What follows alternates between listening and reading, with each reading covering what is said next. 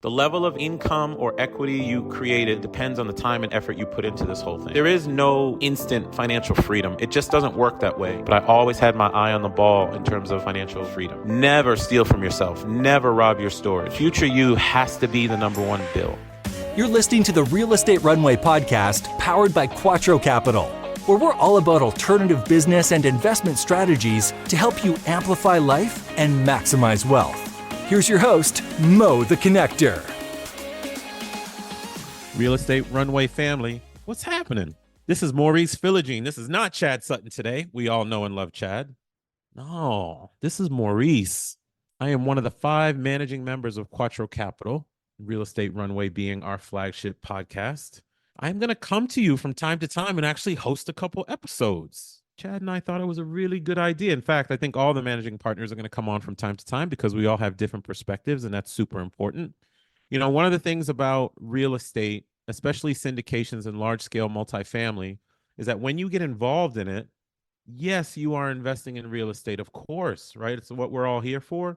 But what's actually happening is you are investing in not only the real estate, but that operator's ability to manage that real estate, to manage that asset, and to manage that investment, right? It's important to get to know the people behind the machine. So I'm one of the managing members of QUATTRO Capital, while Chad pushes the acquisition side of what we do and the transactional side of what we do. I spend a ton of time with our investors, a ton of time, and I love it. And one of the reasons I love it is because for me, real estate is a tool to power life. And it impacts people very differently. And it has had a major impact on my life. And I know it has impact on the 700 or so investors that we have for QUATTRO Capital and on your life as a listener of the Real Estate Runway podcast. You're listening for a reason. It's a tool. And I like to spend time with people understanding how that tool is going to impact them, how it can improve their life or what have you. But I also tell my investors and want to tell you, it's so important to get to know who the operators are underneath.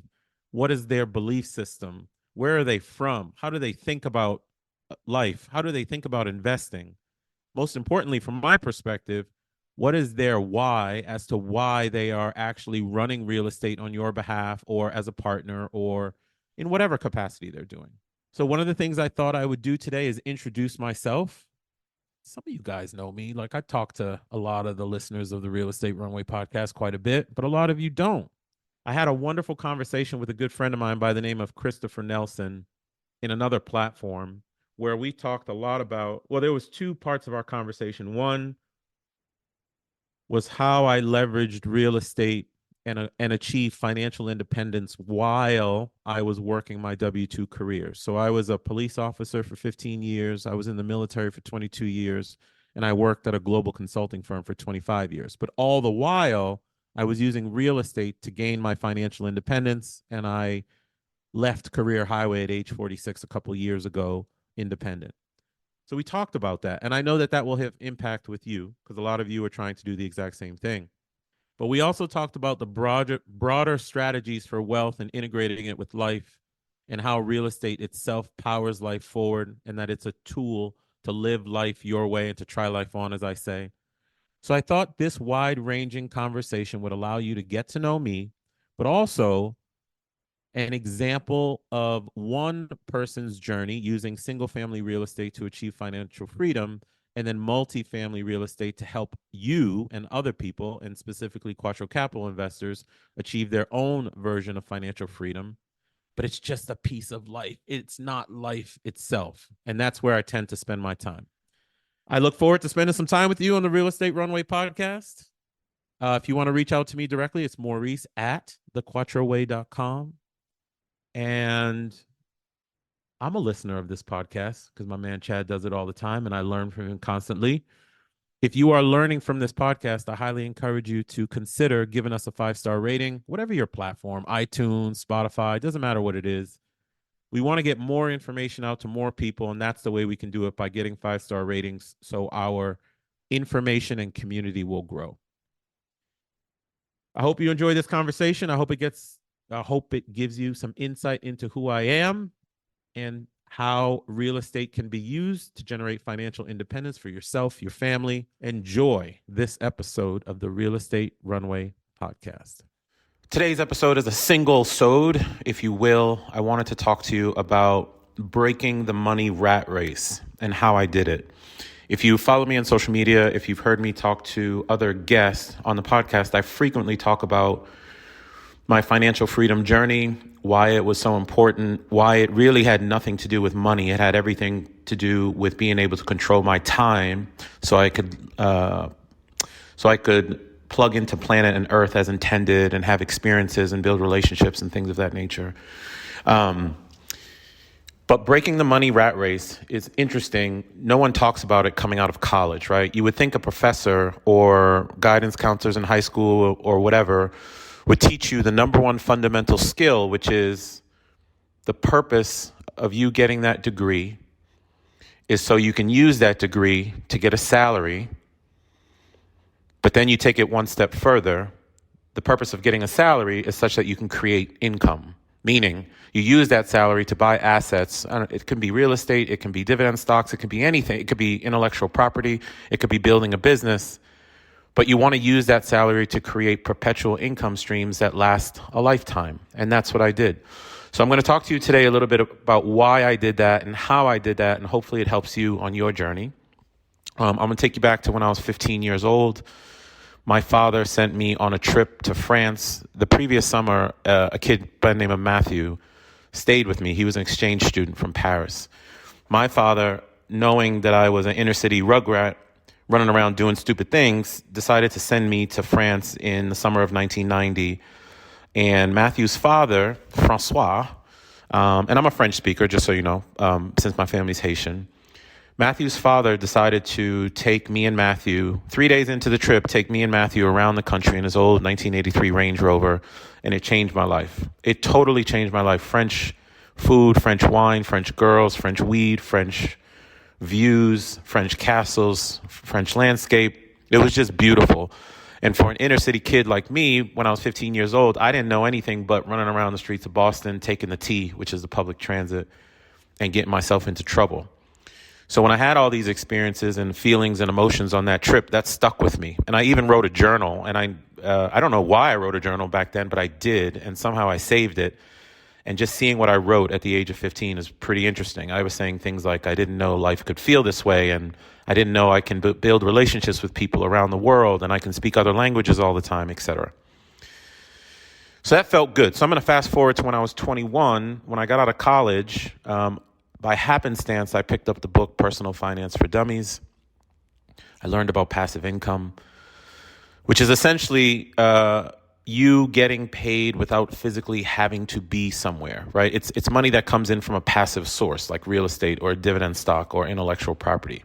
So here was my thought at age 21. I was like, man, if I could generate passive income, then I could create time. And if I can create time, I can go back to when I was 15 and keep traveling the world and having all those experiences, right? That's how it all came together. Because when you get out of college or even when you're in high school, you know, everybody is presenting culture and being successful as you got to go to work, you got to get the biggest title, you got to get a mortgage, you got to buy stuff and have monthly payments. You add a few cars and some kids, you have some beers on Friday, you go to Costco and kid activities on Saturday, you recover on Sunday, and you do it until age 65 while socking money into a 401k. That was not my idea of life at all.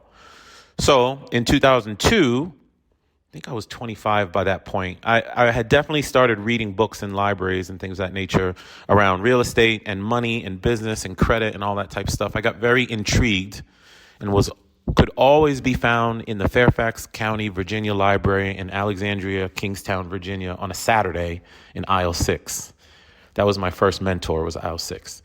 But in 2002, I created my own freedom plan, and I used it for 25 years. I'm still using it in a way, but I used it for 25 years. Here's that plan, okay? It's 10 steps. I'm going to walk you through all of it right now. Number one, you got to give yourself a why. Whether it's family, lifestyle, living to the fullest, there's got to be a why behind you wanting to create your own financial freedom. Because if you're going to chase money, I'm telling you, money runs. There's got to be a greater why behind it. Number two, You got to stop buying unneeded stuff that forces you to work. Unfortunately, our society, at least in the United States, pushes a lot of consumerism. We used to be a society that would make a lot of things, and now we're a society that buys a lot of things. Every time we have a problem, some commercial on TV or some commercial through social media is telling you to go buy something to solve it. Well, the problem is every time we buy a new car, get a new house, more clothes, more this, more that, we're just adding more liabilities to our life, forcing us to work even more. It's a vicious cycle. So step 2 is stop buying unneeded stuff forcing you to work. Step 3, pay yourself first. The future you is your number one bill. Now, I think I picked that up from Robert Kiyosaki, Rich Dad, Poor Dad. I can't remember how and when, but I was very aware that it's really important to pay yourself first. I'll talk about that a little bit more in depth because I'm going to talk about a couple of these steps in depth later. But you've got to get in the habit of paying yourself first. Why is the cable bill more important than future you? It shouldn't be. Number 4, you got to store money versus saving money. Okay, and when I say store money, it is technically saving money, but you're storing it. You're putting it away with the intent of when you have enough in storage to go buy something that will pay you, that's what that money is for, okay? So you always store your money and you stay broke. You make your investing life easy and your day-to-day life hard. Even though I'm financially capable nowadays, sometimes I send so much money to storage that, believe it or not, I had a problem buying a plane ticket because I just didn't have enough cash available to do it. But that's okay because I have goals, and once money goes into storage, I don't steal from storage ever. Step 5, you got to build up enough in storage to buy an asset. The skill you got to think about is the habit of storing. It's not so much how much you get into storage at first, it's the habit of doing it. The habit and the mindset of knowing that you're going to store money to go out and buy an asset, and in the future, that asset will be paying you. The reason I got off Career Highway at age 46 is because I had bought 2,000 assets over the years, and they were paying me, and when it was time to leave my W-2 job, those assets were sending more than enough passive income for me to live off of. So step 5 is build up enough in storage to buy an asset. Step 6, buy or create assets that pay you once you have enough in storage. It could be stocks, it could be real estate, you could build a business, etc. But you got to get assets. Assets are the things that pay us. Assets are the things that grow in value. Assets are the things that spit cash flow or build in equity so you can redeploy that equity and go get more assets over time. Step 7, when the asset pays you, store that income and add it to your paycheck and build your storage even more. So just because you buy a piece of real estate or you get some dividend stock, when that thing starts paying you, whether it's $1, $10, $100, $1,000, $10,000, you slam that money right back into storage. Why? Because step 8, as soon as you have another good wad of money in your storage, you buy another asset. Step 9, you press repeat. Step 10, you press repeat again. That's the freedom plan I used in my 20s to start buying condominiums or condos in the DC area. I started pretty much at age 26. The first condo that I bought was $90,000. At the time of this recording, I'm 47, and I'm in the last 20 months or so, I've been part of a team that's bought 5 $25 million complexes in the last 19 months. So my knowledge has grown, my assets have grown. I consistently use paychecks plus self-education over time to just execute. And I was just boringly consistent. It was nothing special, right? So I'm not suggesting you do big real estate deals like me. That's not what I'm suggesting. I'm suggesting you build up the habit of paying yourself first to buy assets that pay you, and then keep educating yourself on topics like, how do I buy assets? How do I minimize my tax liability? When you go into career, one of the first things we should be thinking about is, how do I work my way out of this career? There's nothing wrong with the career itself. I worked for 25 years. I've thoroughly enjoyed being an executive in corporate for 25 years, being a street cop for 15 years, being in the military for 22 years. But I always had my eye on the ball in terms of financial freedom. So in the show notes, I'll post a newsletter that I wrote that has that 10-step plan there. Okay.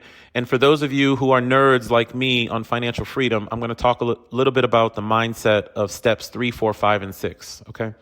So step 3, the pay yourself first. The future you is the number one bill. You've got to have that mentality. Future you has to be the number one bill. We are literally trained to get paid, pay our bills like gas and electric, go out with our friends, and then whatever's left over, we save it. You got to rewire that habit.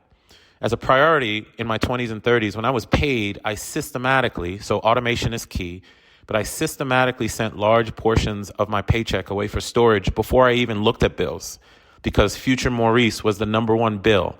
Like if the gas bill was late, then it just had to wait until next month, because future Maurice was always my number one priority, which means my family is my number one priority because I've put myself in a position where I'm financially capable. I was priority, the gas company was not.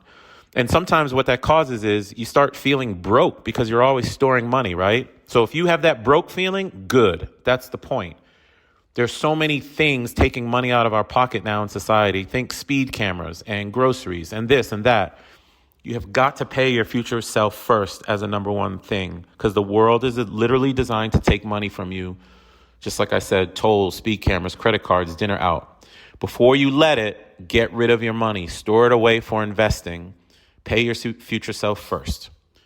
All right, I'm deep diving step 4, storing money versus saving money. This is a thing that people get confused for some reason, but it's a mindset shift, okay? You got to flip your mindset from I am saving money to I am storing money. Stored money is intentional money. That money is pending a date to be deployed where you can go out and buy an asset when you have enough for a down payment or whatever it is that you're going to buy. That's the purpose of storing it. Yes, you will sometimes feel broke, but I think that's what we want, right? It's kind of related to one of the Tri-Life On principles that I talk about quite a bit, which is make your investing life easy and your day-to-day life hard. I struggled all the time with day-to-day things on my journey, but my storage kept growing. My storage account, which is literally a savings account, the one that I use now is it's a bank account at a small regional bank. Money gets transferred to it systematically every month. And here's the key. When money goes in, it goes in easy, but it's really hard for me to get that money out. I got no debit card on it. I got no linked transfer account out. For me to get it, I purposely have to call and request a form to wire it out. I made it very difficult for myself to rob storage unless I am going out to buy an asset. Never steal from yourself. Never rob your storage. If you have a life need, like if something comes up, like medical or whatever, to the extent possible, wait for the next time that you get paid. Maybe you're not storing that month, but you're certainly not stealing from storage, right? All right, last deep dive, or 2 more deep dives. Deep dive on step 5, which is build up enough in storage to buy an asset. So look, if I need $25,000 for down payment to buy an investment property, and I'm storing $2,500 a month, then it's going to take me 10 months to get it, right? It's simple as that. That money is for you to go buy that property or that asset. All right, Mo, I don't have the ability to store $2,500 a month. Great, but you might have the ability to store $25 a month, $50 a month, $300 a month. So all we're talking about, the only variability we have is time. How committed are you to the process of storing your money until you have enough to buy your first property? Because when I started researching real estate at age 21, I didn't buy my first property until age 25. I saved that long to be able to afford the first property. So when people are like, I don't have enough money, I'm like, no, you lack commitment to self. It's not about the money, it's about the habit of storing. And if it's going to take you 5 years to store it, then fine, then that's what it's going to take. All right, last deep dive is step 6, buy and create assets that pay you. Look, the asset that you buy, like I'm a real estate guy, but I'm not saying that everybody needs to be a real estate guy or girl. No, you can build a business, you can franchise something, you can buy stocks, you can focus on dividend stocks, you can buy gold. Whatever your choice is and whatever you want to buy, it's a personal choice, right? It's one that's driven by lifestyle related goals. I chose real estate because of the cash flow. Like I live off real estate cash flow. I'm still living off the same cash flow that I had in 2014. Same properties, I still live off that cash flow. It doesn't mean you have to. You can choose a business, you can choose stocks, bonds, gold, Bitcoin. It doesn't matter. What matters is you've built the habit of storing money to buy or build assets, and you understand that future you is your number one bill and number one priority, right? Okay, so now what? What's the next step? Well, The level of income or equity you created depends on the time and effort you put into this whole thing. So I literally executed this 10-step plan for 25 years. It took a long time, and as good things should take a long time, but there is no instant financial freedom. It just doesn't work that way. And even if you win the lottery, great, you've won $10 million. I bet you're wasted, because you've not built up the skill set and the tenacity to know how to maintain that money or grow it. You've got to get into this rhythm of getting paid, paying your future self first, storing, buying assets, understanding how to operate those assets. When that asset spits a little bit of money or it goes up in equity, you put that right back into storage and you go get another one, right? I hope that is helpful. That was my 10-step plan. I started using it in 2002 when I was 25 years old. It's been 26 years, and here's my results. It took me 7 years for more income than expenses. So that was 2008. Like, I had more passive income coming in than I had bills, like basic bills, food, water, shelter. But life changed when I covered my basic needs, right? Because I was in total control as my basic needs were met by me, not having to rely on an employer, but I still worked for an employer. But I have to tell you this, that once your basic needs are covered, life opens up in a way that's not easily explainable. You just have to get there. So it took me 7 years to get to that point. It took me 14 years, so we're talking 2014. It took me 14 years to generate more income from real estate than I was generating from work. 14 years. Now, nowadays, it can be done way faster. I was inefficient. There's more resources available. Google wasn't around when I started. There was no social media to connect with like-minded people and partner on stuff like this. I went the very inefficient route of buying condos as much as I could, and then when some appreciated, like I got up to 35 condos, some of them appreciated, so I sold the ones that appreciated and I paid off all the other ones. And in 2014, I ended up with 18 paid off homes generating about 160 grand of income a year. So that was pretty good. But now it's year 26. So we're in 2023. It's been 26 years since I started my process. My assets essentially buy assets now. I don't work for anybody anymore. I do have my own company relative to buying apartment complexes and stuff like that. That's a little bit different. But whenever my assets create money, whenever, let's say I sell an apartment complex or receive cash flow or whatever, I still store it. And when that money gets to a certain level in storage, I'm either paying off loans with it or I'm buying a new asset. I've never changed my process. And if you're wondering, over that 25 years, my average salary was $80,000. Okay, so it's not like I was making gobs and gobs of money. When I started in corporate, I was making $37,500. That was 1997. And when I got out of corporate in 2021, I was making around 200 grand. But the overall average was around 80K, but those are my results on an average of 80K. So how will your financial freedom plan work for you? I don't know. And I hope your mindset is starting to shift a little bit. When I got into work, I realized that my job, after I got my diploma in college, was to go get a salary. And then once I started reading books, I realized that my job was to take that salary and create streams of income with it. And that, my friends, that is what I wanted to get across to you. The fact that one of the things we need to be thinking about is how to break the money rat race. I am not dependent on anyone for anything. I'm not saying I have a gazillion dollars coming in on a monthly basis, but I have more than enough to live my way. I don't think you need to be a millionaire or billionaire to live life well. I think people actually want the lifestyle that they think millionaires and billionaires have. And to have that, all you need is more passive income than expenses, and maybe a little bit more on top of that so you can live well, and time.